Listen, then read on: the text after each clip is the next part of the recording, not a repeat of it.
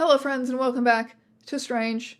Guess what? First of all, I've got merch. The tarot card merch designs are beautiful and I will never stop talking about them. You can get them on t-shirts, posters, wall tapestries. Are there strange ones in your life who you've yet to Christmas shop for? Boy, have I got the goods for you. I am also making Patreon exclusive vlogs now. This is for everyone who, when I ask for video ideas, they say, I don't know, make soup, mess around, play with your cats, we don't care what you do. I love and appreciate you so much for that, but unfortunately the YouTube algorithm would smite me dead. However, I am having a very silly time over on Patreon, and you can get access to those videos for just $2 a month, so go check that out as well. So, now on to the actual subject of this video. This video is a sequel to my Fandom Schemes of Bit of Earth video, that one that came out a few months ago. It is a continuation of the fandom antics of Andy Blake. You can watch this video without having seen that video. You can watch this video first and then go back and watch that video as like a sort of backstory. After I made my Bit of Earth video, Abby left me a comment, which was very nice. It was very cool to hear from someone who actually lived through what I was talking about in the video and whose blog was a really great source for me. To have her say, "You did a good job summarizing all of this mess in only 2 hours."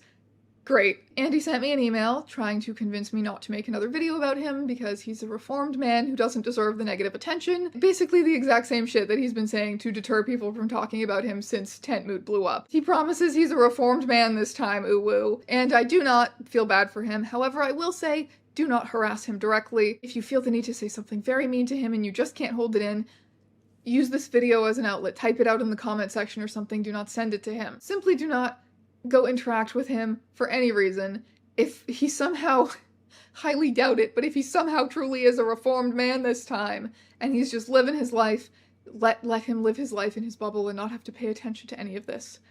I have no desire to interact with him ever. But before we get into this video, this very, very long video, I've got to tell you a little bit about this video's sponsor, Dade. Dade is a personal banking app helping millions of users make overdraft fees a thing of the past. They give their members what traditional banks won't: interest-free extra cash advances up to $500. There's no late fees and no credit check. You can find out whether you're eligible within 5 minutes or less of signing up to the Dade app. A vital piece of technology in your life breaks. You run into unexpected vet bills. My idiot son has eaten plastic and has to have a $300 vomit. These little disasters happen every once in a while, and Dade can help them be a bit less disastrous for you. Dade can lend you the money when you need it, and then you pay it back interest-free once you get your next paycheck. That way you won't run into any overdraft fees from your bank. Americans currently pay banks billions in overdraft fees every year. Apps like Dade are striving to make that a thing of the past. Millions of people have already downloaded Dade to make their finances a little easier. You can get up to $500 in 5 minutes or less when you download Dade, and you can do that over at dave.com/strangeeons. For terms and conditions, visit dave.com/legal.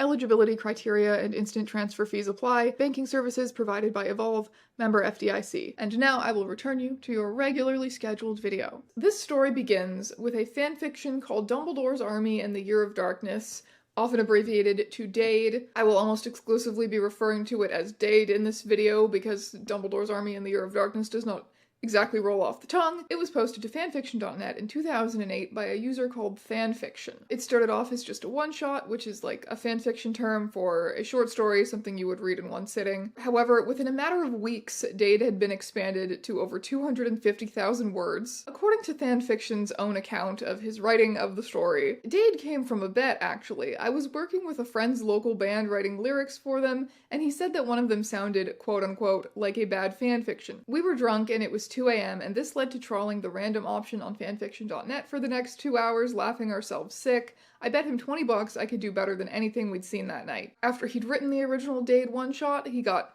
tons of emails from people telling him it was so amazing and he needed to continue the story. So, he says, I wrote the next scene, and the next. My personal life had utterly imploded. I was living in my car, getting by on less than $10 a day that had to also cover gas and cigarettes. I was parking behind the library because of a compassionate librarian, paper towel bathing in the bathroom, and using the library computer for an hour a day to write, typing frantically what I'd come up with in the other 23 hours of pacing the parking lot. 5 weeks later, it was done. What an inspirational story, right? This guy went from never having heard of fanfiction in his life, never having written anything in his life, to writing 250,000 words in 5 weeks. What an important story this must have been to have wholly consumed his life at such a difficult point. Yes, I am just moderately sarcastic right now.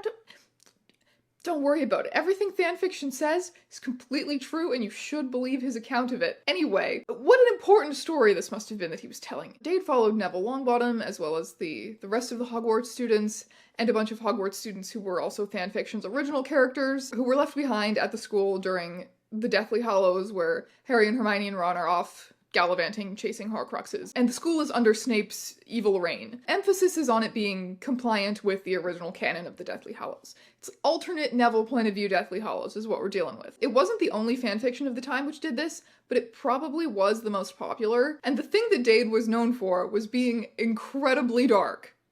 I mean, it is called Dumbledore's Army and the Year of Darkness, and boy, was it a year of darkness. One reviewer wrote, "I found it to be pretty good. Fanfiction is a good writer, and the story was riveting at times. Although occasionally too self-indulgent with the blood and angst and horror, it was definitely not written in the same tone as Rowling. Snape and the Carrows do truly horrific things to the students, which are gruesomely described. But there's a reason why whenever someone asks for fanfiction about Neville and Dumbledore's Army, this is the one that almost always gets recommended." Another said, "The author uses Harry Potter characters to write something that has nothing to do with the tone of the Harry Potter universe, but is full of terror and torture. No character acts like they do in the canon, plus a lot of blood and more blood. There's some really good fanfiction out there. This isn't." Another person thought that Dade was so good that in fact you should read it even if you don't like Harry Potter. Another person said most of the violence was pretty gratuitous, and basically any character that wasn't explicitly listed as alive in the canon epilogue was killed off in quite vicious ways, including Cho Chang, crushed, Parvati Patil, dissolved in acid, Romilda Vane, literally cut to pieces by Bellatrix, etc. The story gained popularity and a decent following for a while because people felt their depiction of violence and insanity was closer to actual civil war featuring an extremist faction than the perhaps slightly sanitized version J.K. Rowling presented readers with in the Deathly Hallows. So the tone of Dade was completely different from the actual Harry Potter book series. Some people didn't like it because they were there to read Harry Potter fanfiction, and generally people go to fanfiction to have a good, fun, chill time. Dade was generally not a good, fun, chill time for people who enjoyed the Harry Potter books. Other people loved it for what it was. They saw the violence and horror as being quite realistic, considering that when you think about it, Harry Potter is a story about child soldiers. However, whenever fanfiction himself addressed his detractors, things always took a certain turn. This fandom is infested with girls. Little bubble-headed shipper chibi. I have no idea what that's. I have never seen this word in my life, who spaz all over me because I write from the perspective of a guy. As a guy, I've had to delete at least 2/3 of the reviews I've gotten on fanfiction.net and have disabled it on. I freely keep ones that are critical, but my teeth hurt over the "OMG, I can't believe you did that to them, you are so mean," and Neville would never be like that to Parvati because that's so not cool. Crapola. I use the delete button, sue me. I have been told that my guys are blunt, aggressive, hot-tempered, and that my fics are unnecessarily violent, that my guys aren't sensitive enough about their own feelings and the feelings of the girls they deal with. Well, I hate to break it to you, Hannah Montana, but guys are like that, and moreover, war is like that. We do not speak the same language you do. I really don't get this. Harry Potter is not the Babysitter's Club. It's a series of fantasy novels about a war in which children wind up on the front lines. It's pretty effing brutal in a lot of places, and it's written by a woman. Why does a female-centric fandom mean that 99% of the stories I've been able to find out there are about who loves who, and angst, and howls and moans about it, or who's having babies, or the epilogue being used as an excuse to write all kinds of stuff about the second generation that's just blatant Mary suing. Not to mention there are about 89,364 lovely young things named Mary Sue that J.K. Rowling neglected to mention going to Hogwarts at the same time as the trio. Or it's the boys behaving like girls and having chocolate ice cream and crying jags about how the other boys don't love them. So I had no idea this forum existed until I got an email from Brad, who had read some of my stories and thought it would be somewhere I'd like. Looking around, I can't thank him enough. It's great to see somewhere that a heterosexual guy can be a heterosexual guy in this fandom, without tiptoeing around all of the fangirls and slashers, trying not to offend anyone who doesn't want Harry weeping into his chocolate ice cream to evanescence because Draco hasn't bent him over a table in the Great Hall lately, or because you write that Seamus has had those kind of fantasies about the Patil twins. What I hate, any of the guys castrated, turned into weepy, sappy, oversensitive girls who technically still have balls but aren't allowed to use them. Fluff, porn without plot, 99.999% of slash, romance, self-insertion, angst, most AUs, just lazy excuses to write out of character most of the time, most so-called dark fic, which is actually Hot Topic pseudo-goth fic.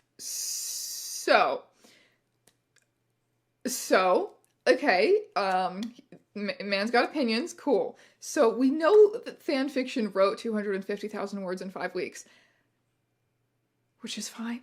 He continued to be extremely productive even after that, quickly expanding Dade into the Dade verse. Dozens more spin-off one-shots would be written. Look at this archive of his fanfiction.net account, oh my god. There was also 2 novel-length sequels, which were unpopular amongst all but the most dedicated Dade fans. Both involved long time skips and featured an adult Neville who was basically an original character at this point. There were still Wizarding World elements involved, but there was so little resemblance to the original Harry Potter canon that it didn't interest people who were there for Harry Potter fanfiction. It was basically his original fiction. As one reviewer said, while I think Thanfiction is a good writer, he's not so good that I'm interested in his original fiction. So yeah, having read the first chapter, a couple of chapters of Dade for this video, I think yes, it is better written than most fanfiction that's out there, but it is not as good as a published book. So that's about the standard of writing that we're dealing with here. All in all, the Dade verse spanned over 1 million words. And for those few people who were on board with fanfiction's massive divergence from Harry Potter canon and interesting personality, Dade became kind of like a small fandom unto itself. Thanfiction created a live journal community dedicated to the Dadeverse to host all kinds of discussions, fan art, fan videos, and fanfiction of fanfiction that his followers were writing. One person was apparently writing the entire thing over again from another character's point of view. A bunch of people had come together to try and voice an audiobook for Dade, which I think was at least partially successful. I have not been able to track it down. I have heard a mention of someone listening to it, which tells me that there must have been at least a partial audiobook for it floating around at one point. So as I said, Thanfiction was a big personality. This community was ostensibly dedicated to his writing, to other people's writing and other people's creation around his writing, but he was a very big figure within it. He was often referred to as the commander or the chief of his fandom. So who was this guy who was writing like hundreds of thousands of words in a matter of months and who has this dedicated fandom popping up around him? We already know it's Andy Blake. Shh, for a second, okay? Pretend you don't know it's Andy Blake. Pretend you live in a better world and you don't know it's Andy Blake. According to Thanfiction, the man himself bears a striking resemblance to Harry Potter in real life. Being as I am 5'8", skinny, glasses, messy black hair, and a lightning-shaped scar on my forehead, seriously, it's in my avatar. It's a shape. Name, Andrew Michael Blake, aka Thanfiction. Birthday, July 30th, 1983. Currently living in Podunk, Virginia. Not presently overburdened with employment. I have a Harry Potter lightning scar in the middle of my forehead. Only person I've ever met with one. Only fandom ever is Harry Potter. OTP is Neville and Hannah, who I believe is one of his original characters, or the Patil twins, and him. One thing you're gonna like about him is that he has a really sexy accent. 2 things he likes about himself are his tattoos and scars because they tell his story. It's so deep. And his ability to mimic voices and accents because that makes people laugh. Somebody commented, your birthday is July 30th and Neville's your lead character? Just call me a mashup. I've got messy black hair, scar and glasses, my mom's a green-eyed redhead, and I look just like my dad, but I've got the scars and the tattoos, and I'm the black sheep of the family, to the point where my pictures have been removed from the walls for several years. Birthday is 30th of July by 2 minutes, otherwise would have been 31st, and yet I'm a complete intellectual who reads 20 to 30 books a month. I make what Harry Potter character are you quizzes cry. Andy Thanfiction, your birthday is July 26th, you shit. I've tried several times to join the Muggle military, but keep being denied for medical reasons that aren't under my control. I fought with 3 different paramilitias though, and I've got a 14-inch scar on my chest, taken in a pub fight when I was 16. Yes, I know I shouldn't have been in the pub, because I got in the face of a very large gentleman whose feminine companion did not appear interested in departing the premises in his company. That sword on the wall? Decorative, my ass. Or rather, it wound up decorating my chest.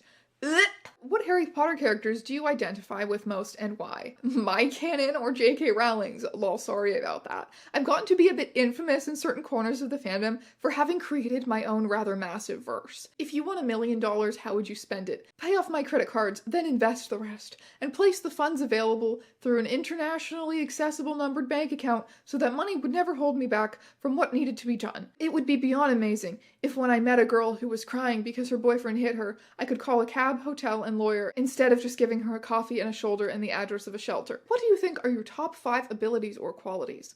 Passion, eloquence, leadership, courage, intelligence. What do you think are your top 5 weaknesses or worst qualities? Temper, recklessness, impatience, my overextending myself, setting my standards too high? These are not empty statements. I have lived in my 25 years an extraordinary life, and I can back up everything I just said. A lot of people say I'm brave because I don't let it slow me down or bother me that I have a heart condition that gives me less than 10 years to live. Frankly, I don't even care. I consider it the Achillean choice made for me. I get short, it's up to me to make it glorious. Or do you mean more conventional bravery? How about standing up to a man twice my size and refusing to back down until the girl he was trying to leave with against her will got away, after he had opened my chest to the bone with a claymore? How about driving into traffic on Interstate 98 to grab a toddler who had wiggled out of her car seat during the sorting out of a fender bender? Or maybe going out into a typhoon because I was sure I heard a woman screaming for help, traveling to a dozen countries with nothing more than a satchel and the clothes on my back, being under fire more than once and never looking back on my conduct there with shame, looking the leader of a Belfast paramilitia in the eyes and telling him I'd be fighting both him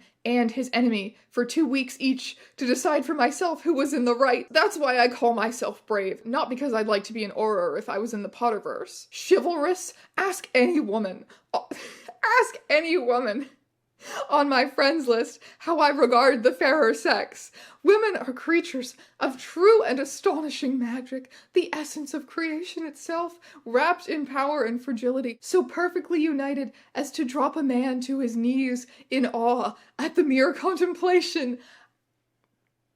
I'm astral projecting right now. Every man who has ever been owes his life to a woman, and it is a debt we can never repay, even after coming nearer than I ever have to being destroyed by a woman I loved for almost 7 long years, even after she took my son from me without so much as a goodbye, and left me destitute for someone she'd been seeing behind my back. I still hold no grudge against womankind. I feel happiest, most alive, most worthwhile, when things are on the edge of utterly falling apart. Danger is my aphrodisiac. And my addiction. Chaos my lifeblood. I have approached women who looked sad and lonely and used that line from Gone with the Wind without introducing myself. You should be kissed, and often, by someone who knows how. And I've never been slapped. I find that hard to believe. Even though I've followed through every time. Maybe because I don't do it to get laid. Because I really mean it. I believe it's true of all women. Oh my god. What a feminist. So in the Bit of Earth era, which I covered in my last video, Andy manipulated people in the Lord of the Rings fandom by using their shared love of this thing. And yeah, he wrote fanfiction and he drew fan art, but he never really created anything that was that notable in the fandom overall. Whereas this time, the fandom he was operating in was Dumbledore's Army in the Year of Darkness, was his own fanfiction that was just extremely expansive, more so than it was actually the Harry Potter fandom. Instead of him just being some guy in the Lord of the Rings fandom, there was now a power dynamic there inherently. He always made a big show of the Dadeverse being so inclusive for people of all backgrounds, for the LGBTQs, of which he was not one. He was just a very supportive heterosexual cisgender man. Dade is about being a hero, and anyone can have a heroic spirit. He posted on every religious holiday, Happy Hanukkah to Jewish Dadians, etc. He included diverse original characters in the story, although were they really much better representation than J.K. Rowling's own diverse characters? Not really. It was sort of Rowling tier representation. Actually, no, I think he might have let the gays kiss. So there, fine. He's doing better than Rowling, but that's an extremely low bar. I found this very interesting post where he is asking his followers in the Dadeverse live journal community to help each other out, give each other helpful writing resources by giving away extremely personal information about things such as their identities, sexuality and gender, disability, just because like it might be a helpful writing resource for other Dadians to have. I found this extremely freaky letter he wrote, addressed to people going through self-harm or suicidal ideation, basically saying that he, Thanfiction, is personally there. He understands and he loves you and you deserve love and you can always rely on him, Thanfiction, with your personal problems. And it's just so clear that he's always looking for opportunities to learn personal information about his followers, to get close to them. He was trawling his fan base for vulnerable people. Always. It's so clear. The first Dade fan, or Dadian, that Andy successfully got close to was someone by the LiveJournal name of Seardwen FC, often shortened to CFC. She met Andy on LiveJournal in 2008, very early into his writing of Dade. You'll see her referred to as the first Dadian, as Andy's first lieutenant. She helped him with running the live journal and various other pages dedicated to Dade. Second mother to the fandom. That's another one that I wrote down. Forgot to say. She was also one of the oldest Dadians. She was well into her 40s. Husband, 3 kids. Church-going, suburban lifestyle, I imagine. A very conventional sounding woman. And women like this are very important to the fandom ecosystem, don't get me wrong. See the entire Snape Wives thing. From old live journal posts, we can tell that he went to visit her in real life at some point in late 2008 or early 2009, but probably early 2009. The sirens are going off. CFC was one of the most consistent writers posting in the Dadeverse, second only to Andy himself. She was always there backing him up on stuff. She often posted important community announcements on his behalf. This woman runs a Dade Tumblr, which posted this year.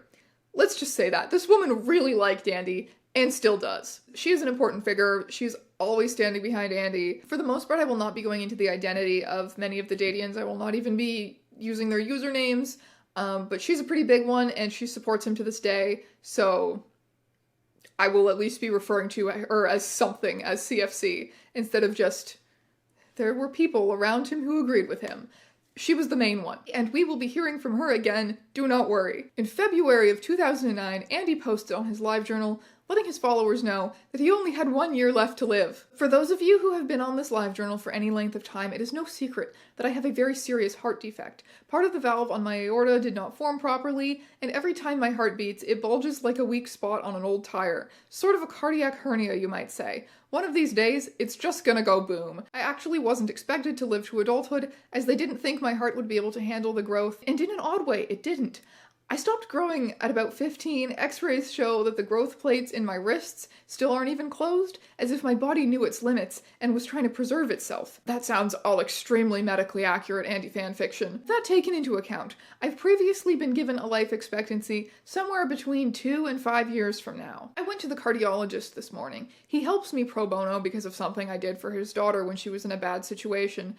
Always out there saving women. Anti-fanfiction, relentless, cannot be stopped by his life-threatening heart condition. He is saving women left and right. At least 3 women per day have their lives saved by anti-fanfiction. Anyway, the cardiologist told him that he had only a year to live, or less, apparently. There is no need to try and give me any emotional support on this, really. Honestly, I'm kind of awestruck how perfectly this all worked out. Really, it couldn't be better. Louise and Connor are settled in by now, wherever they are, with whomever they are. That's the woman he was with for 7 years who left him and took their son. That's Louise and Connor, who he's talking about. So they don't have to deal with losing me like that, nor do I have to worry that I'll blow in front of my son. Anyway, Live Fast, Die Young, Anti-Fanfiction, 2009. It's so beautiful, the way that everything falls together when you just do your own little part, isn't it? I can't even imagine a reason to be upset by this, and every reason to be grateful. Given that he is dying imminently, he's got 3 final wishes in life. Meet as many people on his live journal friends list as possible, get in some more traveling, help as many people as possible. I will post 2 to 3 weeks in advance every time I have a 60-hour consecutive stretch or longer off work.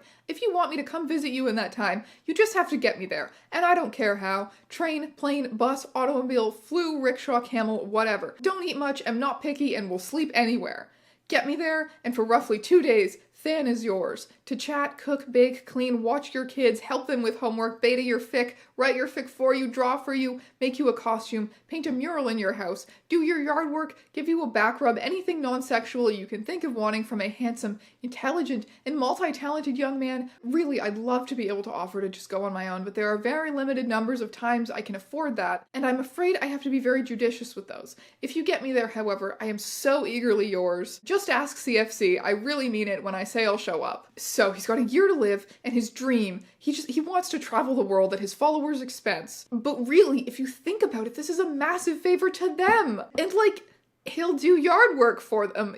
You know for a fact he would have ended up in another fake cast if anyone had asked him to do yard work. So Andy's got 1 year to live, woo, and he wants your money about it. One person recalls sending him $400 towards his travel expenses, on top of spending $250 on art commissions from him, because they believed this heart condition story and felt bad for him. However, at this point, Andy had actually already been burning some bridges within the Harry Potter fandom, and was called out on his compulsive lying by an ex-friend who was outraged that he was now not only lying, but asking for people's money with his lies. She called him an egomaniac with a fake Irish accent, which he was. He was doing a fake Irish accent this whole time. And he assures everyone that it's fine, and she's just lying, and he's not lying about any part of his backstory, including the part where he fought on both sides of the Troubles in Ireland, and everyone was fine with this. Yeah, don't worry about it. He's got a lot of crazy exes because people get so passionate about him. He may have been born in America, yes, but he was raised in a rural community around his Irish grandfather, and he picked up an accent from him, and it's 100% real. He compares himself to Obama. It's weird. Something oversensitive females can't handle what a brutally honest wild card he is. Okay, so some people saw through him already. He was not universally loved within the Harry Potter fandom. However, his close-knit Dade fan base was still growing, and his identity was extremely linked to it. He got a Dade tattoo, which he says that he did himself with a sewing needle and pen ink. Do not do that. I have known people who tried to do that. It's not gonna go well for you, my guy. And when it did not go well for him, obviously, he got it professionally fixed, which is why it doesn't look like it was done with a sewing needle in these photos of it. The date that's on it is meant to commemorate the Battle of Hogwarts, which I really hate that I knew that about the Harry Potter canon without having to Google that, so that's just a lose in life for me, isn't it? Anyway, the week of May 22nd to 30th, 2009, Andy went to Germany to meet some German members of the Dade community. Yes, at their expense. We unfortunately don't know any details of what actually happened on this trip. All we have is CFC's announcement post on the Dadeverse LiveJournal that their glorious leader is going to be away for a week. So far, Andy's antics involve lying a lot, ridiculously, scamming other people's money for travel expenses based on these ridiculous lies, and captivating someone's suburban mom somewhere. Not as bad as the mind hole, right? It's bad, but we could be in the mind hole right now, and at the very least, we're not in the mind hole right now. We're safe from the mind hole. The mind hole has been left in the Bit of Earth era, and it can't get us. Right? We're safe from the mind hole, right? As some of you know, I don't write the Dadeverse like most authors. It's an experience. I see, hear, feel, taste, smell, live it from every angle, and what I put into the stories and art is the tip of an iceberg that knows every character from cradle to grave, and often beyond in both directions. The writing process isn't creative. It's all there, just as much, if not more, than my own memories. For the most part, this is great. It makes it all absurdly easy, and really makes what I do much more akin to writing a memoir than a story. Sometimes, however, it kind of sucks. Like when shit hits the fan and I have to know the battle of Druim set through every eye, like when a character's physical pain comes through and I find my back aching from the decade-old scar of a flogging when no whip has ever touched me, or I can barely stand because the nerves in my completely intact legs are having a field day with the phantom pain and abused pressure points. Yes, I know it's mental. Have I ever said that I'm otherwise? Oh, welcome to my twisted mind. Kind of explains the intimate relationships I have with them, though. Why the most common refrain from readers is that they are eerily, unnaturally real. They are real to me, whatever that says about my sanity. The only level on which I can separate their reality,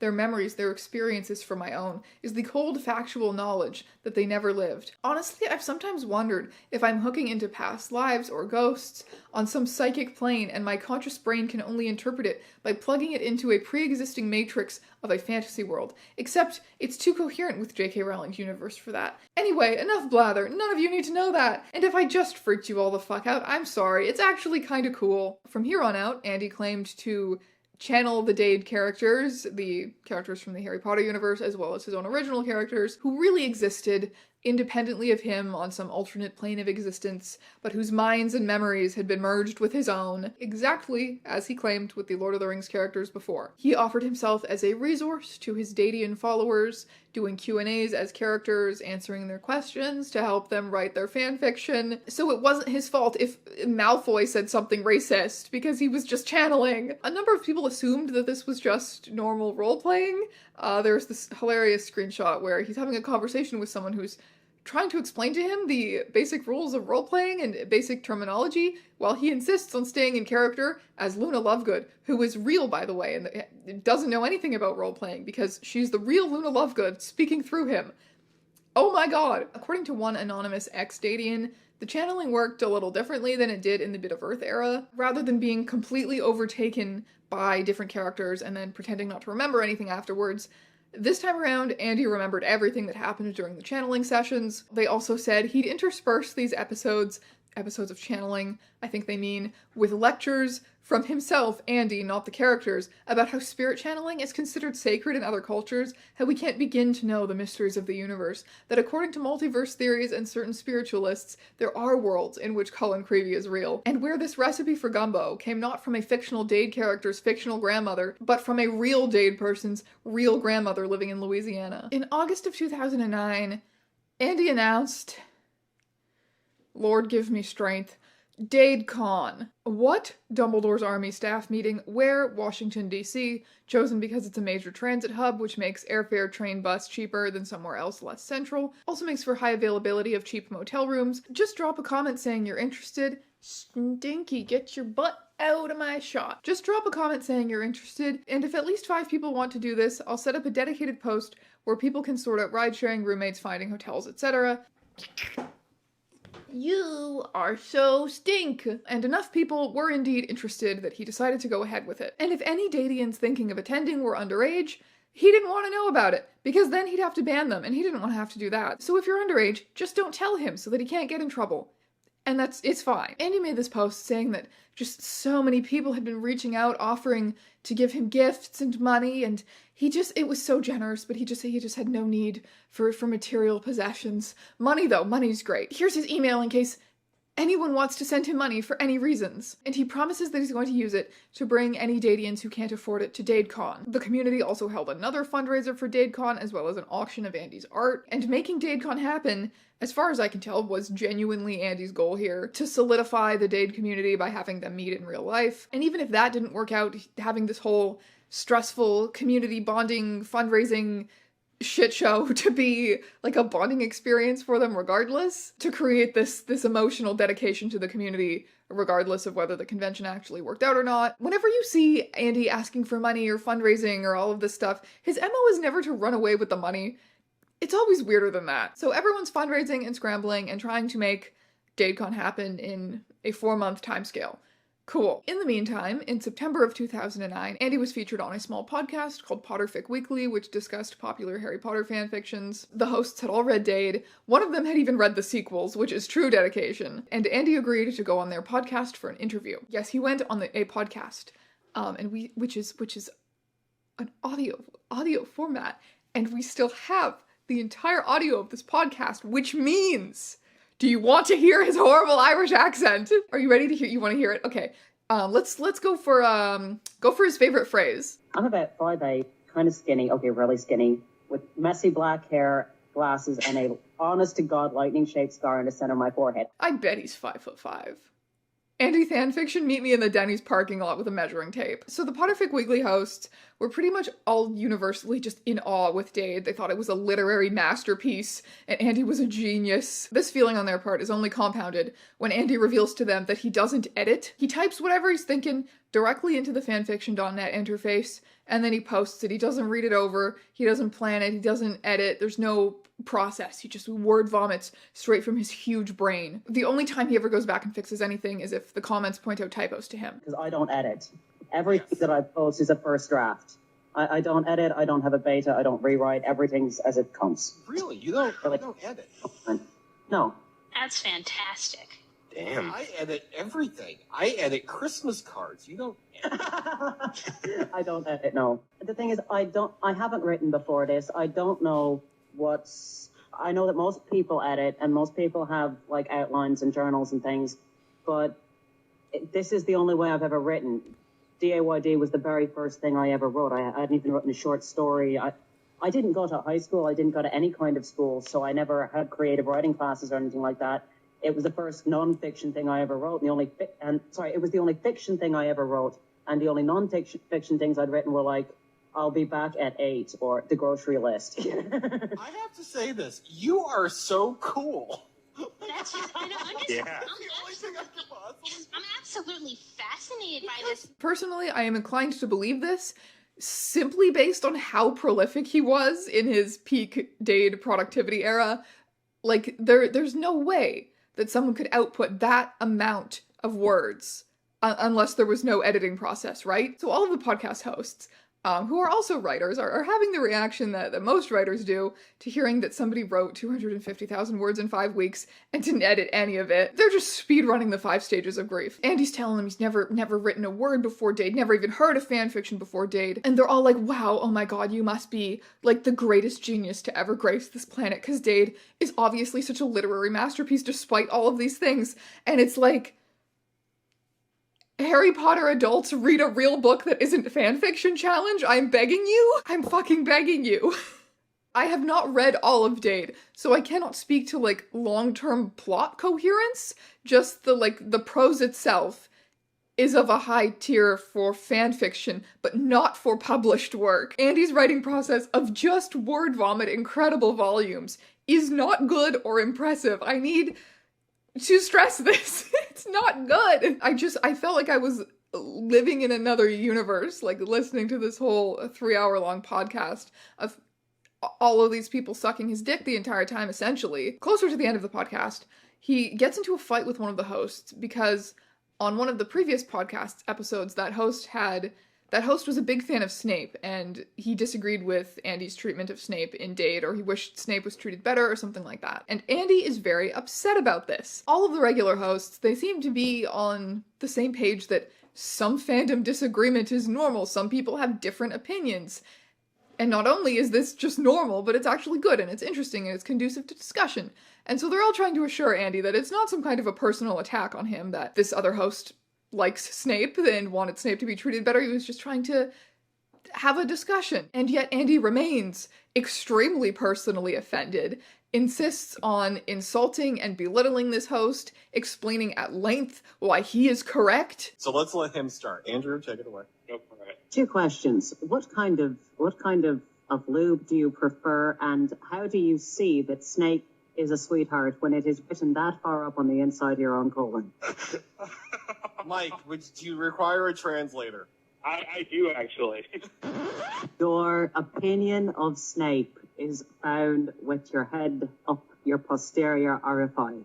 Yes, Andrew did just tell Mike that his head was shoved up his own backside. I must say, I'm impressed with the fact that Mike completely ignores the insult. And it's not even like a stupid fandom disagreement about Snape's character.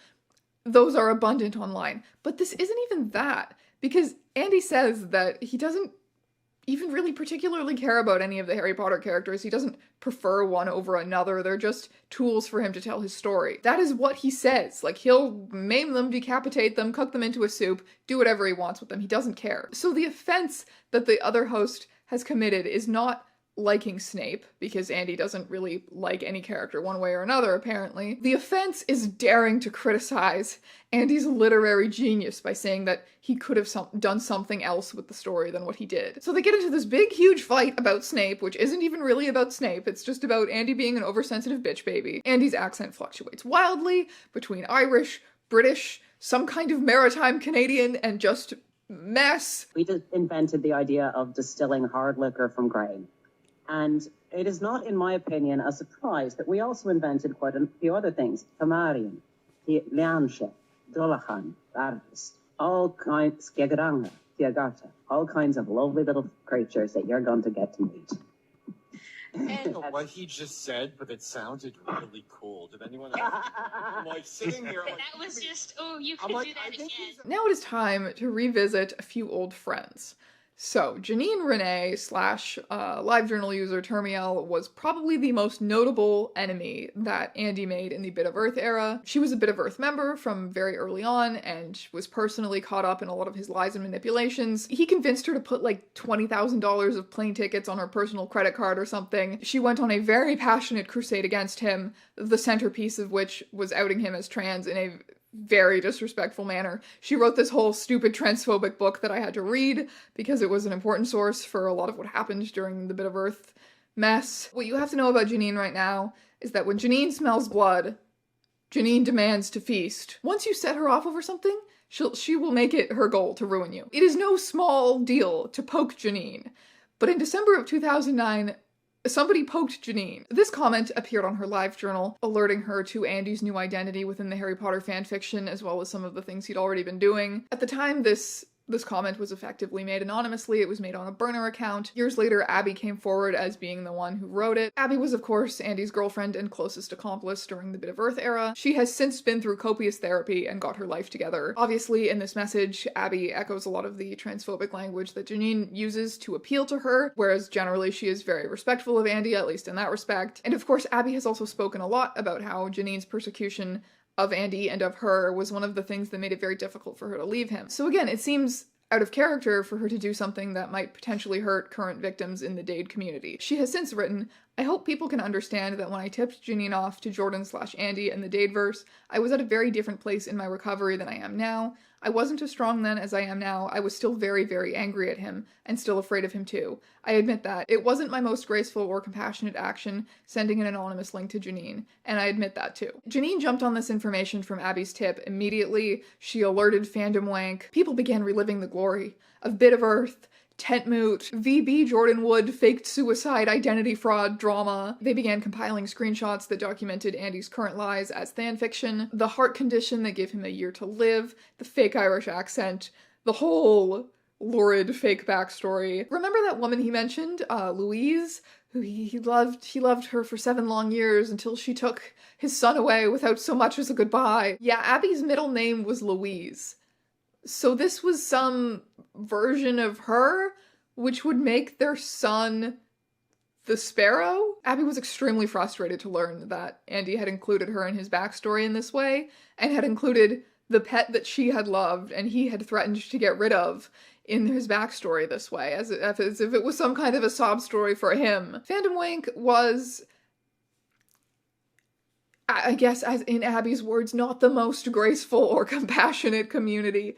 It was very bloodthirsty. They just relished this epic reveal that his son was a bird. And this was not very good for Andy to have all of this now publicly tied to his current Harry Potter fandom persona. Anyone who looked into it would be able to see that Bit of Earth had obviously ended very badly for him, and that he was repeating a lot of those same patterns again with Dade. Andy messaged to Janine and offered to buy her silence for 1,000 shiny dollars. He did in fact PayPal her $100 that night, but she didn't stop talking about him online and he didn't send her any more money. With Dadecon right around the corner, he had some explaining to do to his followers. There were photo records of Andy when he was using the name Jordan Wood, when he was using the name VB even before that. Anyone who knew him now could probably piece together that he had the same writing style and the same art style as Jordan Wood/VB.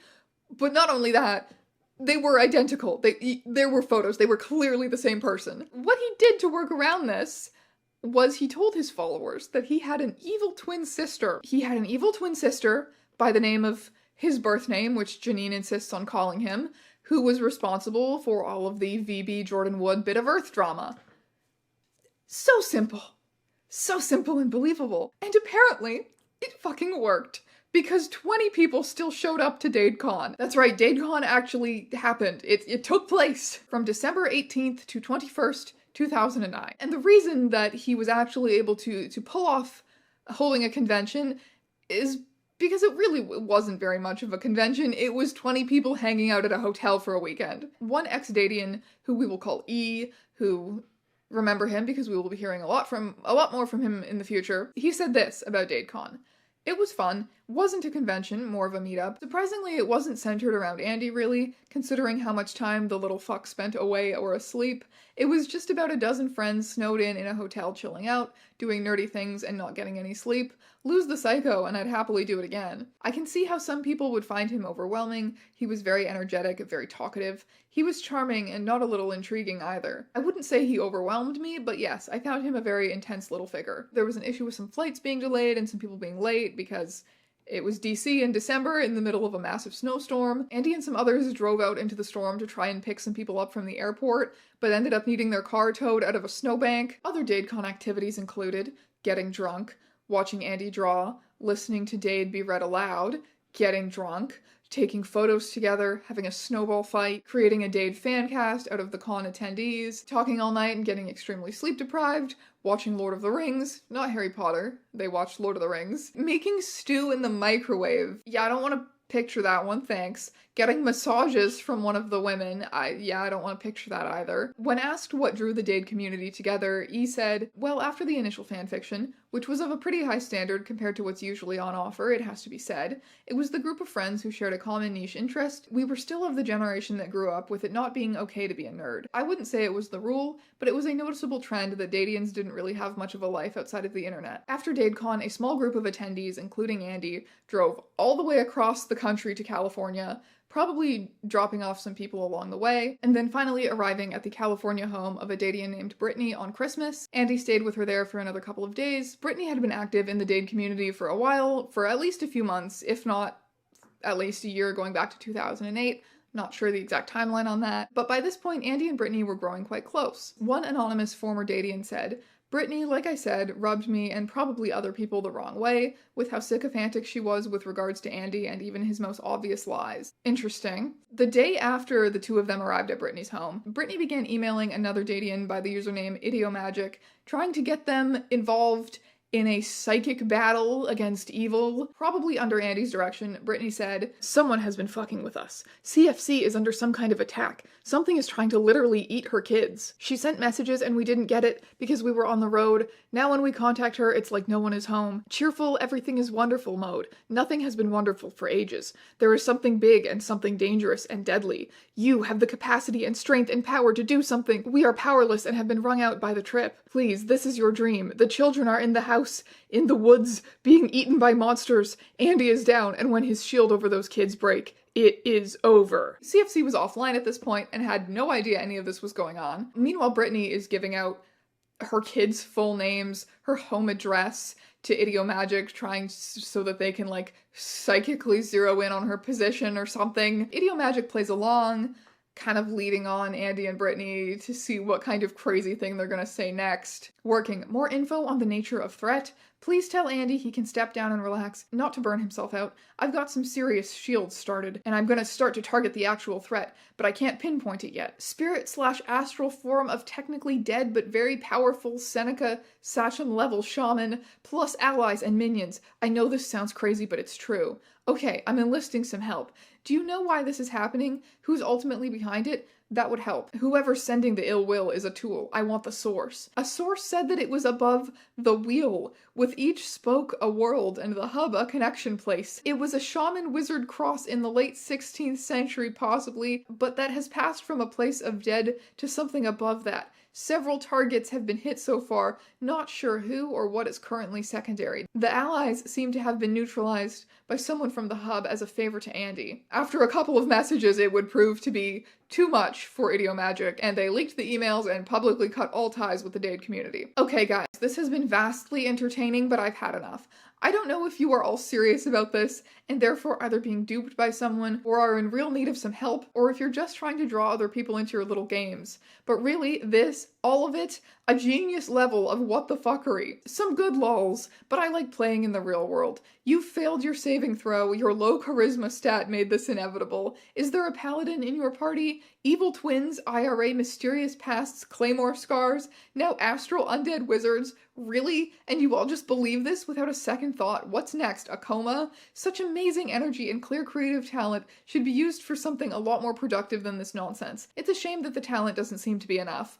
I'm sorry, I just can't be a part of this drama and lunacy. I have a life in the real world and I like it just fine. Hope all of you find the same someday. CFC, who had been offline, returned to find Fandom Wank jumping all over this post, which featured the full names of her kids and her home address, which I can imagine she might not have been pleased about. Moving more a little bit into the realm of speculation, something else that might have rankled a little bit for her was the involvement of Brittany. An anonymous ex-Dadian has said that they got the impression that CFC and Brittany were not friends. CFC, as I've said, was the first Dadian, the first person to get close to Andy, and Brittany was quickly surpassing her as his favorite.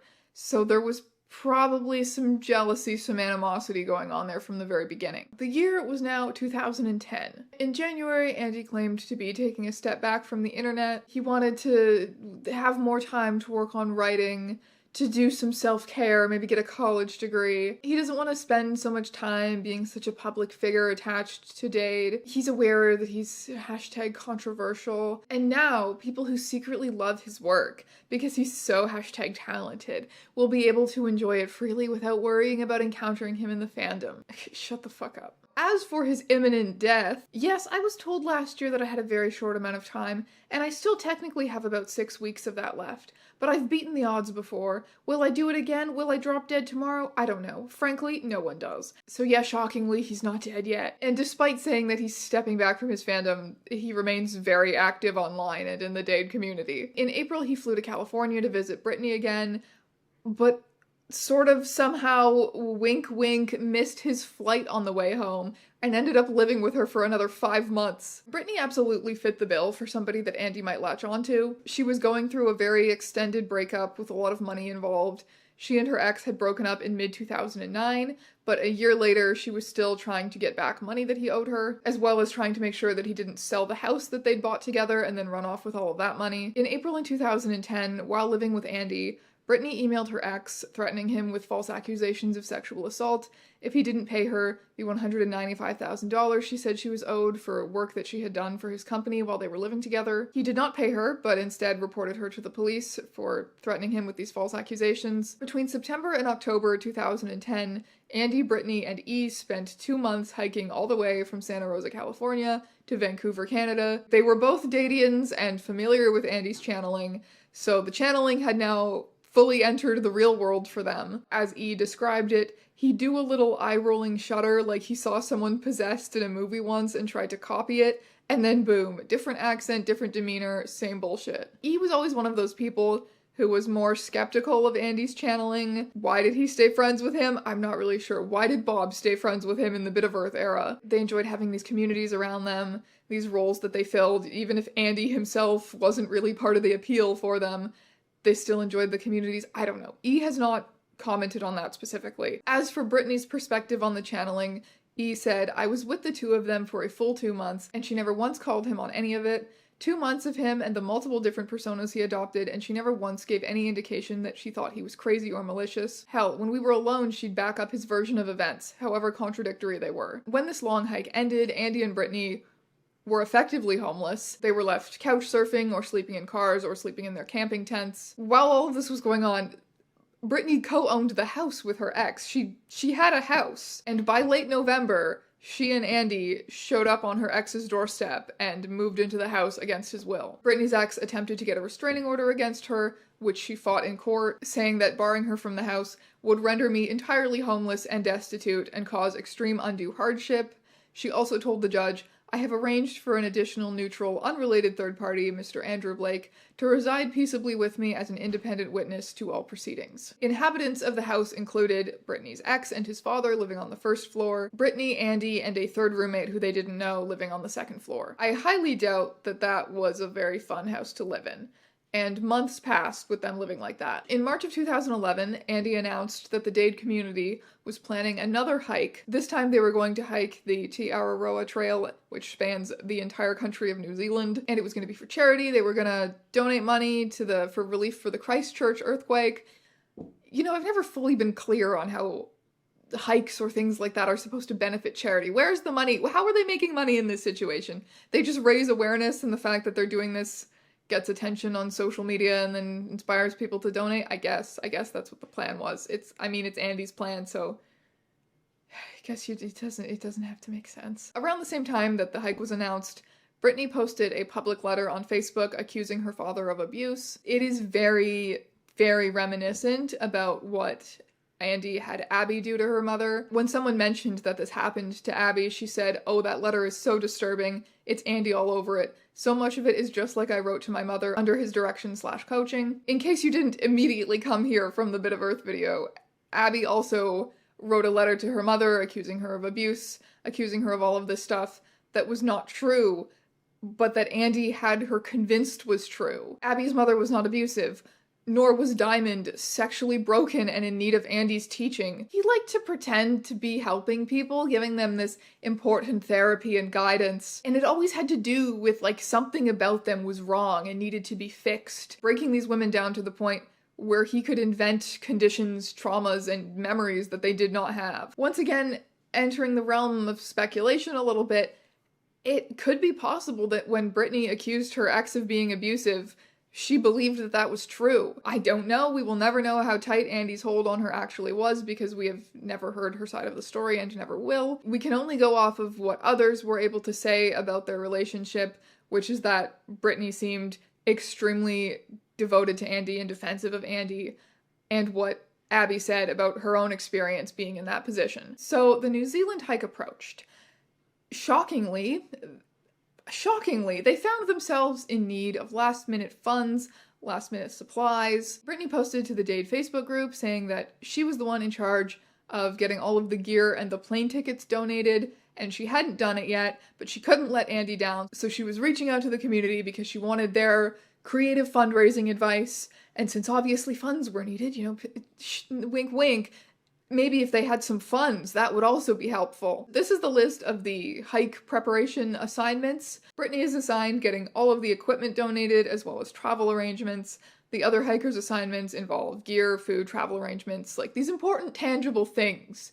Whereas Andy's are like assembling lists of stuff for other people to get. Giving the hikers physical training recommendations. Number 1 on the list is planning the route. And then a separate point, number 2 on the list, is planning possible alternate routes for the hike. Andy has given himself the longest to-do list at a whole 10 points, but it is not nearly the most substantive. Andy also said in his email where he distributed this list of assignments, this close to the wire, everyone is going to have their jobs, and if everyone doesn't do them, we're going to be fucked. Janine, even though we hate her, she actually, I think, put it very succinctly when describing the way Andy operates when she said this. This is a major MO for all con artists. Everything is a rush with a highly emotional outcome if you fail to act. That way you don't have time to think about things. Is this even a valid ask? Or should I really give money for someone stupid enough to wait until the last minute to raise money? Andy has always been very good at forcing people to operate under stress, so that they don't ask him very many questions about why any of this even needs to what is going on. Is pretty much always a valid question, and he wants to stress you to the point that that's not what you're going to be focusing on. So everything was going, well, bad. But since we're discussing Andy Blake, things were going about as expected. Bad. And then something truly, completely horrific and unexpected happened. This is the part where, if you've been watching this video knowing what is going to happen, you can finally unclench your butthole, because I'm gonna tell you what the horrific thing was. So Brittany's ex had been suing her over the ownership of their home. She was now countersuing him, claiming that he had attempted to forge papers saying that he solely owned the house and then to sell it on his own. He was served notice of this countersuit on May 6th, 2009. The next day, May 7th, she was downstairs making tea when her ex came home and shot her multiple times, killing her instantly. Andy heard the shots, locked himself in his room, and called 911. Brittany's ex then came upstairs, killed the third roommate, attempted to shoot Andy through his bedroom door, hit him in the ankle, and then shot himself in the head and killed himself, leaving Andy the only survivor in a house with 3 corpses. He was taken to the hospital, where the first person he called was CFC.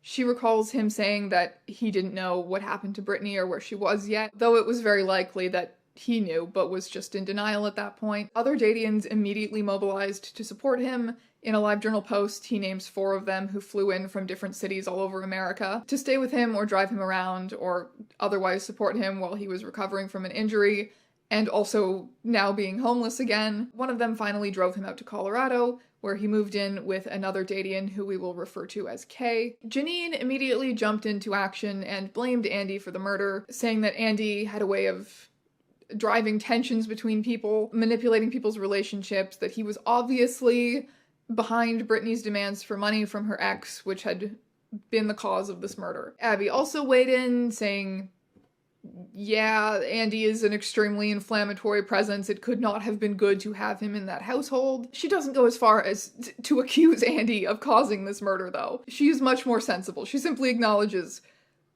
yeah, Andy could not have helped, the conflict that was already between these two people. Convincing people that their relationships with their loved ones were abusive to isolate them, and then giving them bootleg therapy about it, making people demand money for him. These are all things that Andy has done and was likely doing to Brittany. But at some point, endlessly speculating about Andy's role in the murder kind of just becomes disrespectful. A 27-year-old woman died. She actually died. Like, this is not, I know this is a story about internet drama, and this is a massive tone shift, but a 27-year-old woman literally actually was horrifically murdered. And whatever Andy might have done to make things worse between her and her killer, it could not possibly have been enough to drive a normal, well-adjusted person to kill 2 people, attempt to kill 3, and then kill himself. Brittany's ex was obviously extremely unwell in ways that had nothing to do with Andy. Like, this is a tragedy that really doesn't have much to do with him at all. That being said, Andy then went on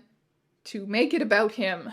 First of all, he wrote a long eulogy for Brittany entitled "For the Fallen," which is a phrase that is like used as a rallying cry for Dumbledore's army in Dade. So he's tying her death to his fanfiction, which is like kind of weird, but everyone grieves differently, I guess. If it was anyone else, this might get a pass, but the rest of this eulogy. At this point, we know that Andy's writing can be extremely long-winded and self-indulgent and over-emotional, and that's exactly what this is. He tells Brittany's life story about how perfect she was, how she raised her 8 younger siblings and dedicated her life to charity work and traveled the world to volunteer in disasters. And just as this all starts to feel like a little too much to believe, he tells us about how he heroically attempted to talk down the shooter while he had a gun pointed at his head, but then the gun jammed and he accidentally got shot in the ankle. And sir, that didn't happen.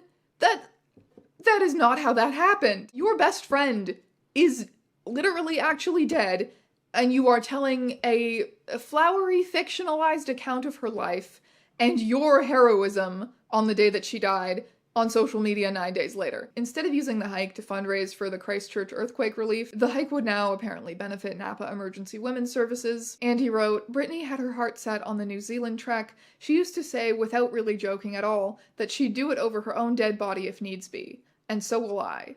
In the next post, I will be putting up what was originally Brittany's part of the to-do list. I think that if one extraordinary woman could do it, an extraordinary community definitely can in her memory." So he weaves this epic, emotional, untrue story about her life, and then concludes by using it to inspire his followers to give him travel money in Brittany's honor. Oh my god. Andy's history with convincing people to give him free plane tickets to New Zealand isn't great. And it didn't go great for him this time either. He eventually posted saying that, well, since the hike was meant to benefit Napa Emergency Women's Services now instead of the Christchurch earthquake, then I guess it doesn't have to be in New Zealand anyway. It's fine if we can't afford to go to New Zealand. Instead, he decided that he, his Dadean roommate Kay, and E would hike the Trail of Tears National Historic Trail in the US. He called it beautifully symbolic, in my humble opinion, for the abuse and persecution that abused women undergo right under our collective noses, the denial of rights, the bigotry, the loss of property and livelihood, and the attacks they come under for trying to claim their status as people rather than property who exist to please.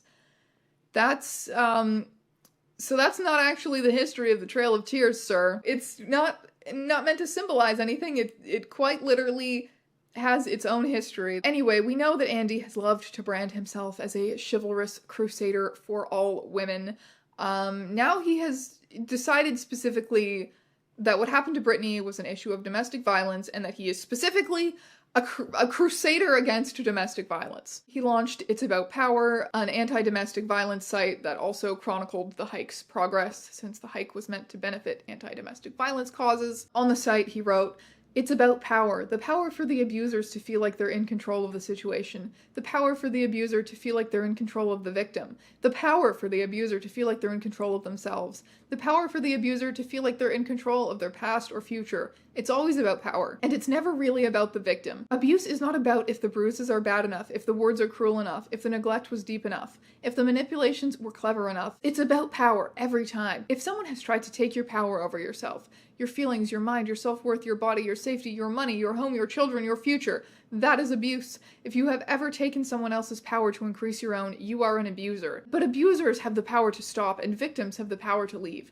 And everyone outside the cycle has the power to inform themselves, and to do their part to spread the word that it's not about someone else's problem. It's about power, and we have the power to change it. The tea blogger on Tumblr who has researched and written about Andy extensively, I think just analyzed this chef kiss perfectly, so I'm going to read what they wrote for you. Taken at face value, this appears to be sending a decent message. Abuse can happen to anyone, anywhere, and the person being abused is never to blame. All that repetition is to lull readers into looking no deeper than the surface. Unfortunately, it's never really about the victim, pretty well summarizes the entire website and everything Andy has ever written about abuse, and not in a good way. Everything Andy wrote for It's About Power was all about power for everyone except survivors of abuse. Nowhere on the entire website did Andy say anything about the importance of empowering survivors. Nowhere did he give survivors any agency whatsoever. He consistently called them victims and portrayed them as helpless women in need of rescuing. He was in the midst of creating a new identity as the brave white knight who tried to save Brittany and failed, and so was setting out to save as many women as he could in her memory. It was in his best interest to encourage women to feel weak, powerless, and dependent on brave Sir Andy. And an actual domestic violence support worker who the tea blogger spoke to also backed this up, saying, "In the field, we like to use terms like survivor-centered or survivor-driven advocacy. This is, in essence, terminology designed to navigate away from paternalistic, I know what's right for you advocacy, and navigate the larger public away from simply pitying those poor domestic violence victims who just can't pick the right partners. It's a newer part of domestic violence advocacy, certainly, and there's still division within the field about it, but generally you will hear progressive advocates talking about how survivors are experts in their own lives.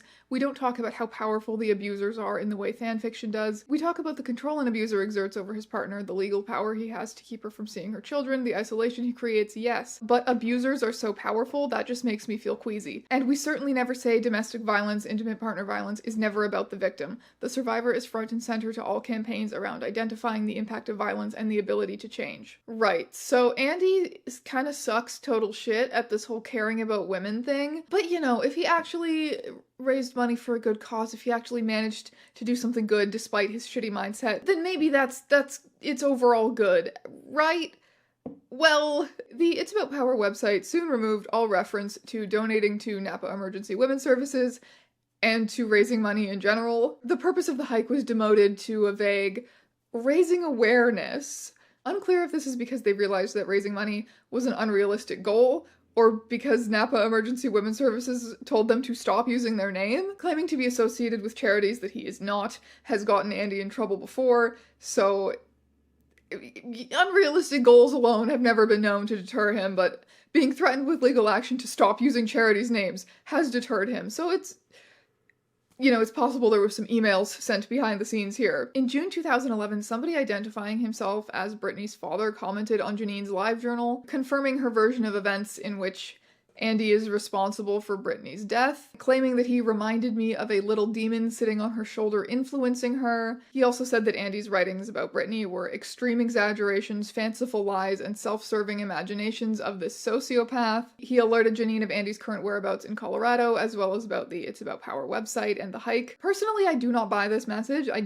This does not sound like someone of an older generation writing. This does not sound like a grieving father. This message sounds like somebody who spends a lot of time reading and writing about Andy online already, and I simply do not think that would be worthy of anyone in Brittany's family's time. I mention that this happened simply because I think it exemplifies freaks on the internet being extremely disrespectful about this whole situation, about Brittany's family and their privacy at this time. So, the Trail of Tears hike was coming up. Andy asked his community to donate all kinds of things, including air miles, phone plans, hotel gift certificates, clothes, various items of camping gear, and various camping-friendly, non-perishable food items. One of the weirdest recurring items on his donation list was beef tallow, because apparently he was planning to make his own pemmican for the hike. Thank you, Max Miller, for teaching me what that is. Now, despite spending a lot of time soliciting beef tallow on the internet, this did not come through for him. But there were even weirder hike preparations underway. You see, Andy had plans to matchmake his fellow hikers E and K, and so he convinced her to go on birth control,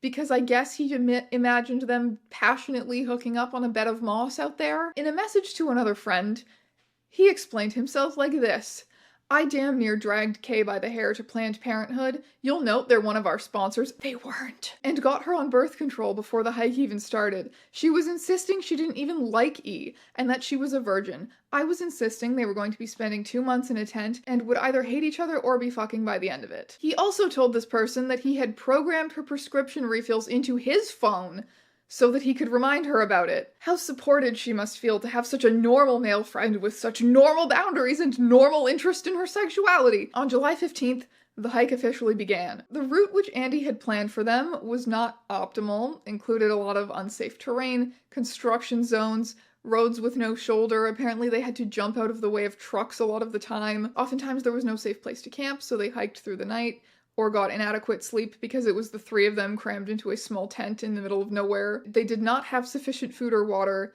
The midsummer heat was extreme. E wrote about starting the hike, "My very first thought was, oh god, someone's turned the oxygen off." And that thought stayed with me from when I hit the asphalt in Raleigh-Durham Airport to somewhere around Memphis, Tennessee. Sleep, food, and water deprivation, grueling weather conditions, frequently submerging their feet in ice water after long walks, which can be agonizing. If you have ever submerged a body part in ice for a prolonged period of time, like, it quickly switches from cold to just pain. So Andy's fellow hikers are under these torturous conditions and none of their physical needs are being met. They are actively in pain a lot of the time. It's kind of the ideal time to try and indoctrinate people. He often kept them talking for hours and hours, often late into the night. He would share his deep philosophies about life and relationships with them. Kay seemed to get the brunt of it. She was convinced to open up about her personal life, her past, her family, her insecurities, her future hopes. And of course, Andy likes to push this kind of introspection as far as it can possibly go, to the point where people are convinced that things are horribly wrong with them, horribly wrong with their personalities and the way that they emote and the way that they've lived their whole life. And it's all under the guise of truly getting to know yourself and working through your problems and working through your traumas, even though in some cases these might be traumas that he has completely invented for you. Kay recovered false memories while on the hike. She became convinced that her father was abusive, that her mother was enabling it, and that her brother was in danger of becoming the same thing. She wrote letters to every member of her family and mailed them out immediately from the hike. She said that she felt horrible about sending those letters, that she knew it was wrong and that it would hurt people. But she was convinced that she was weak, that she was a perpetual 12-year-old and a middle-class princess, and that she had to do this to grow as a person. She has since said that she spent a lot of time having to repair the relationships with her family after this. A variety of health disasters also befell the hikers. E developed intramuscular blisters, which Kay said left his feet looking more like raw meat than feet. Andy convinced E not to go to the hospital about this because his travel insurance wouldn't cover something self-inflicted, which is not a thing. It's just not how that works. Kay was experiencing adverse symptoms from the birth control, which Andy had forced her to go on. Mostly throughout all of these issues, they relied on doctors, who Andy channeled for them. E said, "I got bitten by a rattlesnake on, well, let's just say it was worryingly close to something vital. I had tumors removed on the roadside with a knife.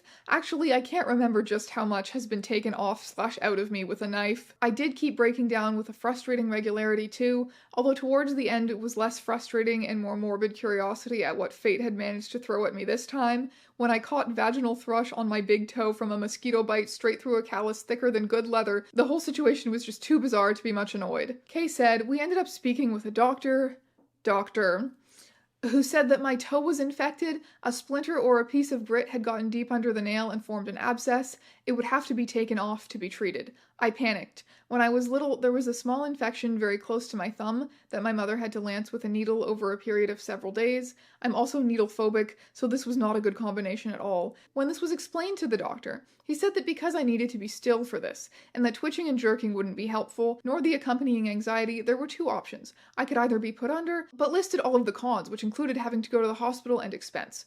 The other option was that because it was a simple procedure, I could have a few drinks before, relax, and have it done. Oh my god! Besides waking up a few times to eat tater tots and wanting to call various friends, the guys very gently talked me out of that idea, I'm sure they did. The next thing I remember is waking up to a bandaged big toe, a glass of water, and the guys telling me that everything went well. It turned out there had been an abscess about the size of a blueberry underneath the nail. So Andy got this woman blackout drunk so that he could perform back alley toenail surgery on her. Yeah, this is what I mean when I said that Andy's MO is always weirder than running off with people's money. This is the stuff that gets him going. Unfortunately, he presumably was not very good at back alley big toe surgery because E spent the rest of the hike pushing K in a wheelchair that they had previously been using as a water cart. At this point, it wasn't even a hike if one person is getting pushed around in a wheelchair the whole time.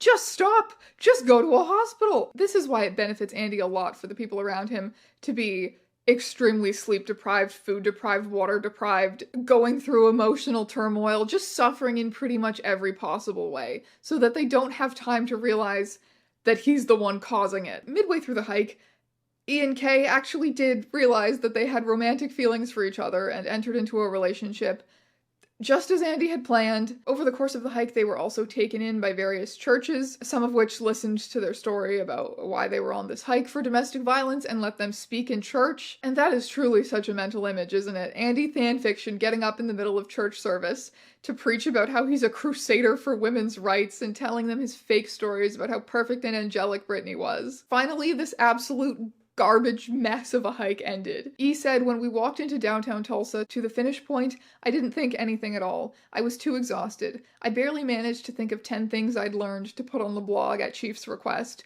let alone take stock of what I was thinking. Honestly, all I thought was we did it for about 18 hours straight. After they were finished, the three of them hitchhiked to Vegas so that E and K could get married, which sounds completely insane, and Andy did push for it. However, I will say, as I don't know about today, but as of 2015, they were still together and insisted that they would have developed feelings for each other regardless of Andy's weird agenda. So amazing for them that they got something positive out of this mess. I do hope they're still together today. That would be very wholesome. I hope they're wherever they are, regardless, I hope they're doing okay. In November of 2011, Andy joined Tumblr and was thus introduced to the idea of Tumblr social justice. Now, I generally think that Tumblr social justice has a worse reputation than it deserves. It was more interesting and complicated than people give it credit for. However, yes, at its worst, it could definitely be a stupid who is more morally pure pissing contest. For Andy, it was quite the branding change from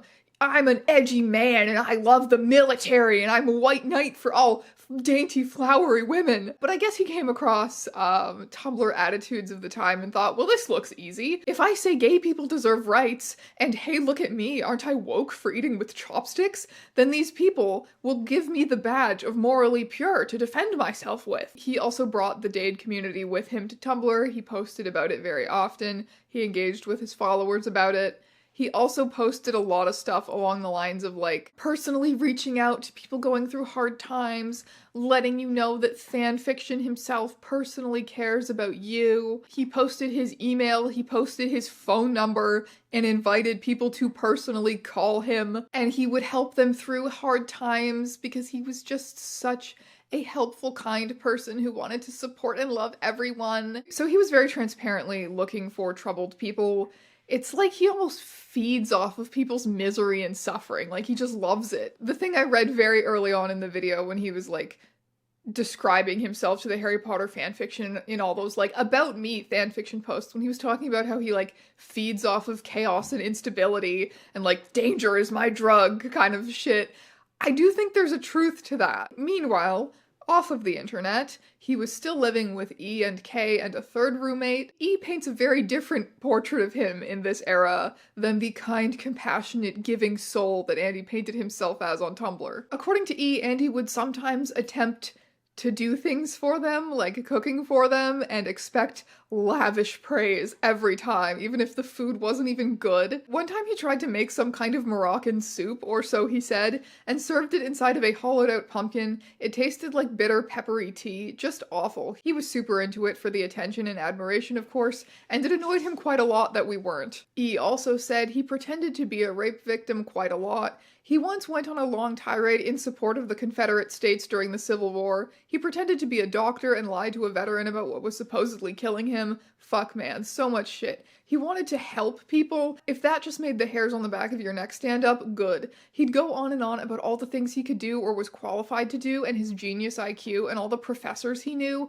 but no, he selflessly wanted to walk the earth helping people. He was untidy, unhygienic, lazy, loud, inconsiderate, rude to neighbors, and just generally the only word I've ever been demonetized for saying on YouTube. Rarely did shit himself, never looked for a job, never paid rent on time. So this was certainly contrary to, Andy's soft Tumblr SJW branding of himself, and so was Janine's narrative about him, which was still causing problems for him. He made this sock puppet account where he claimed to be a gender studies psych specialist who just happened to spend a lot of time on Fandom wank, and had followed Andy's story, and had recently been so moved by seeing Abby and Diamond and Janine kind of reconnect and compare their experiences in the Bit of Earth era. You know, and since this completely third-party, unrelated gender studies and psych specialist was just wondering, you know, since reconciliation is so beautiful, it was just wondering if maybe they'd be willing to speak to Andy as well. Because Andy had made some mistakes, sure, but he was obviously so intelligent and talented and worthy of saving. So would she be willing to at least talk to him and maybe stop being transphobic for like 30 seconds? Janine takes all of this at face value. She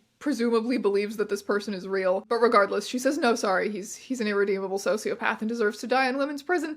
Thank you for your message, though. So that didn't really work out for him. He gets into various other stupid internet slap fights over the next couple of months. He's trying to slowly spread this narrative that he's so talented and intelligent, but troubled. He would claim various diagnoses over the year. Like, I think early on he claimed to have DAYD. Of course, none of the stuff he did fits with DAYD at all. Like, that's just not how DAYD works, and he seemed to have figured that out and stopped claiming to have DAYD pretty early on. He also very consistently posted about Brittany. He created this narrative that she was just this perfect beam of light in his life, and that she had been meant to save him, whatever that means. We were planning a life together. We had dreams and hopes. We lived together. We were incredibly, incredibly close, and I felt a connection with her that was breathtakingly important to me in ways that I never even knew existed to matter before. We were so much alike, but we also complemented each other's weaknesses as well as strengths. She could bake bread, kill a chicken, build a lean-to, appreciate couture, make a ball gown for $2, and rewire a toaster. She had been everywhere and wanted to devote her life to vagabonding as a freelance superhero to save as many of the world as possible, and she could give a massage that would reduce Wolverine to jelly. He once posted a picture of her in tight clothes and talked about how she looked like Jennifer Lawrence in the Hunger Games, and she was a real strong woman and not some disgusting too skinny runway model. He made this one absolutely bullshit post talking about how he supports gay people and understands the discrimination that they face because he was not allowed to request information about Brittany while he was in the hospital after the shooting. Also, he was shut out by her family after her death. You know, exactly the way gay couples have been historically separated by sickness and death because of the legal rights that they lacked. It's like exactly the same, and Andy Thanfiction understands. In that post, he also claimed that he was banned from her funeral by her family for speaking up about how, their plans for her funeral, weren't what she would have wanted. But in a post in the Dade vs. Live journal a few weeks after her death,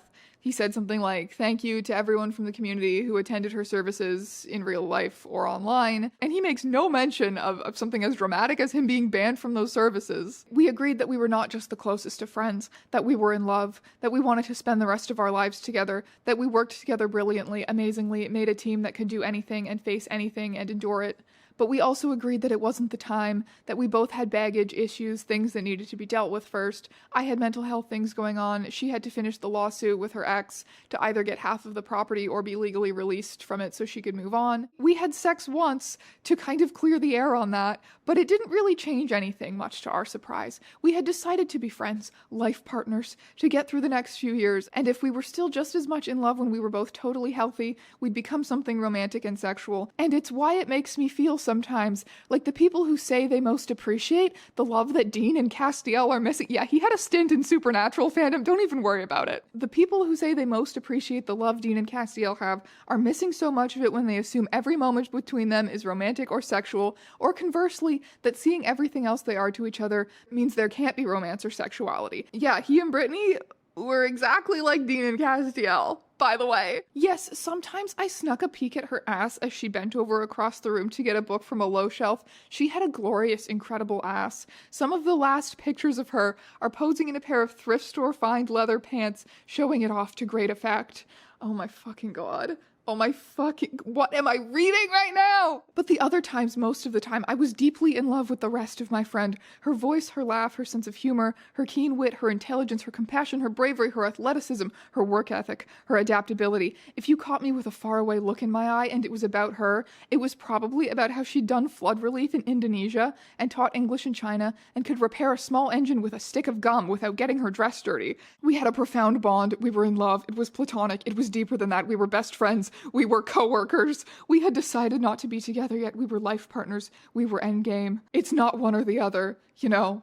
Just like Dean and Castiel. I am writing this with tears running down my face because she was only the second person who saw me, valued me under all of the nut shit crazy without putting conditions of, so if you want me to still love you, stop being crazy. Pro tip, it's not that easy. For the first time, I was really, truly, as me, loved in all senses of the word by someone who wanted to be my life partner and was determined to help me recover and had been through enough that she knew she could handle that and what she was promising and was herself healthy. Yes, he very notably claimed that Brittany was perfectly mentally healthy and balanced and was just the stabilizing contrast to his own crazy in these dark times. He said that she was the first person to tell him that he needed psychiatric help, that the first time she had witnessed his supposed channeling, she had become very concerned for him and helped to ground him in reality. And that is not true. We have concrete proof that that is not true. Not only is there the testimony of E and other Dadians, but there is the actual emails that Brittany wrote talking about the battle with the undead shaman wizard. He called them life partners. He said that while they were not romantic yet at the time of her death, that they both knew that they were endgame and that they were meant to be together. He presented a lot of emotions around her death. However, all of those emotions were based on a completely fictional version of her life and their relationship. Like, it was all fake. And I don't know. I don't know. I do not know how to even begin to explain that, but rightfully a lot of people were freaked out by it. He had this need to bring Brittany into pretty much everything. At one point he was trying to make music, but he didn't really have any skills there besides lyric writing. But you know, Brittany would have just absolutely loved it if he could make an album. So if anyone out there has any actual musical abilities, they should totally just do that for him. At another point, he was supposedly selling hot sauce at the farmer's market in her honor because, you know, Brittany was one of those good woke white people who liked spicy food because that's apparently a great measure of whether you're a good ally. Jesus. He created this link between Brittany and tea. Of course, she died while making tea. The type of tea it was varies from one post of Andy's to the next. But he claimed that, you know, not only did she die while making tea, but that she had some great passion for tea in life. He encouraged all of his friends to do these almost rituals of drinking tea and reflecting on Brittany, especially on the anniversary of her death. CFC has written these emotional posts about Brittany and what a wonderful person she was and all that she had to give the world. Even though when Brittany was alive, the two of them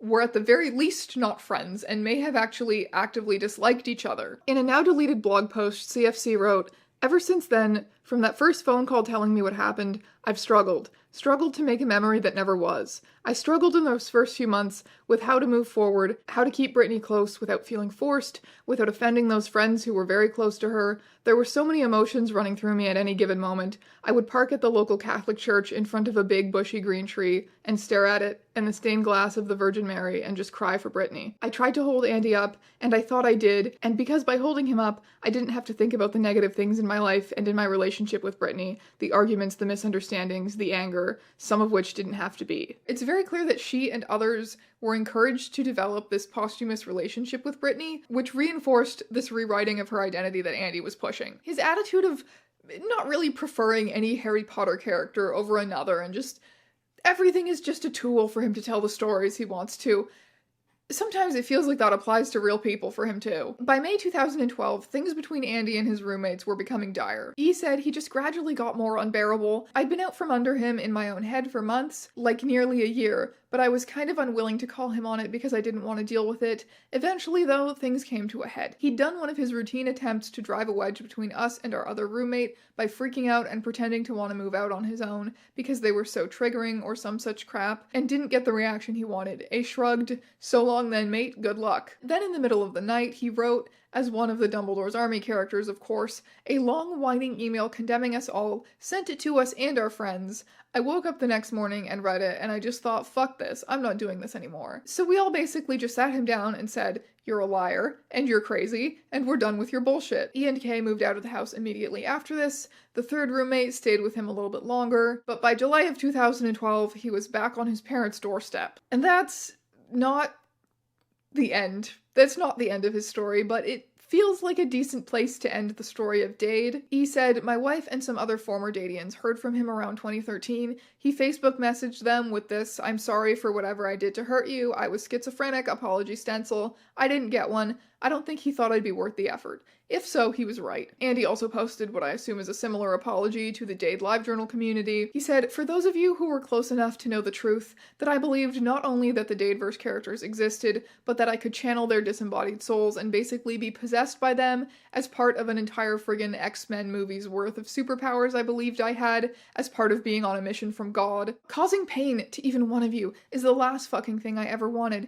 Even in the depths of my batshit, my intent was to hopefully cause positive change in your lives, and yeah, entertain you a little while making you think. I genuinely care about every single one of you, and it grieves me deeply to understand that intentions mean shit, in that I have hurt an unknown number of you, past and present. There are a few of you I love so much and know how much of a betrayal this is, that it's literally reduced me to sobbing in shame and guilt, too hard to have been able to tell you directly yet, so I've been hoping you'd see it somewhere, and now I guess that this is somewhere. I'm here to apologize. I am sorry.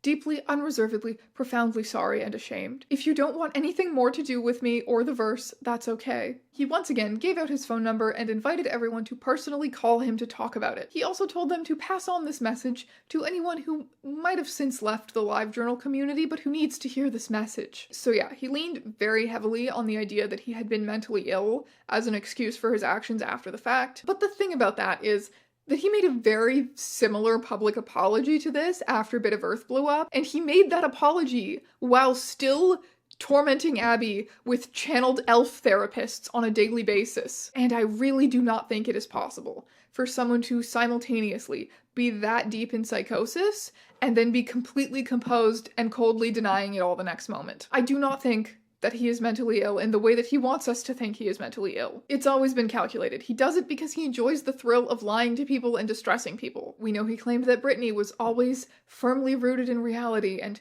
pushing him to get help, and that is false. He also claimed that E and K staged an intervention for him after the hike, that he moved back in with his parents willingly because he realized that he needed support. They took him to a psychiatrist who got him on medication, and since he has not heard any shaman wizard voices. When in reality, we know the story is that he drove them out of their shared house by acting like an emotionally volatile toddler all the time and writing them abusive letters from channeled characters. His version of events just never seems to add up. Over the next couple of years, interest in Dade online kind of slowly, naturally petered out, as happens with all fandoms. Andy moved on to new fandoms, new people's lives to mess with. I'm not really interested in covering any of his other antics and videos.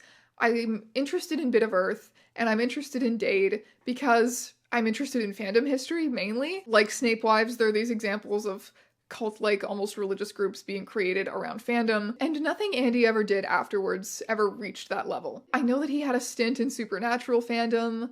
Around 2018, he was like trying to insert himself into this real-life friend group of people because some of them knew members of the Critical Role cast and he was trying to get close to them. He told these people he was 23 years old when he was in fact 35. So yeah, do not doubt that he is still Andy, and he is still out there doing shit, but it's more on the scale of like interpersonal dramas, which interests me less to make videos about. If you're a little drama monger and you want to read more about this, you can go over to the T-Blogger on Tumblr. They were a really important source for this video, and they have a lot of great stuff. Some of it addressing what he's been up to from 2012 to present. And as always, thank you so much for watching this very long video, my friends. Thank you for sticking with me to the end, and I will see you in another one very soon.